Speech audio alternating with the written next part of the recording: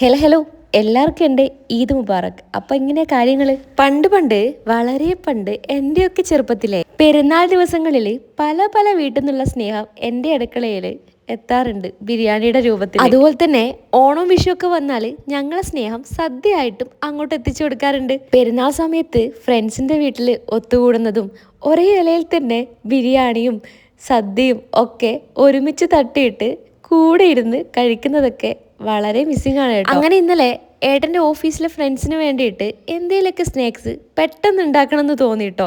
അങ്ങനെ ഞങ്ങൾ കുറച്ച് സാധനമൊക്കെ ഓർഡർ ചെയ്യുകയും ചെയ്തു. പിന്നെ പോയിട്ട് വാങ്ങേണ്ടതൊക്കെ ഞാനും അമ്മയും കൂടെ പോയിട്ട് അങ്ങോട്ട് വാങ്ങിച്ചു. ഡീറ്റെയിൽ ആയിട്ടുള്ള സ്നാക്സിൻ്റെ റെസിപ്പി ഷൂട്ട് ചെയ്യാനുള്ള ഒരു ടൈം ഉണ്ടായിരുന്നില്ല. അതുകൊണ്ട് തന്നെ നമുക്ക് പെട്ടെന്ന് സ്നാക്സ് ഉണ്ടാക്കിയിട്ട് റാപ്പിഡോക്കാരന് കൊടുത്തേക്കാം. ഇതിൻ്റെ റെസിപ്പി മിക്കവർക്കും അറിയുന്നത് തന്നെയായിരിക്കും. എന്നാലും ഈ കൂട്ടത്തിൽ ഏറ്റവും ഇഷ്ടപ്പെട്ട ഏത് സ്നാക്സ് ആണെന്ന് കമൻറ്റ് ചെയ്യാൻ മറക്കല്ലേ. എന്നാൽ പിന്നെ അടുത്ത വീഡിയോ ആയിട്ട് പെട്ടെന്ന് തന്നെ വരാട്ടോ.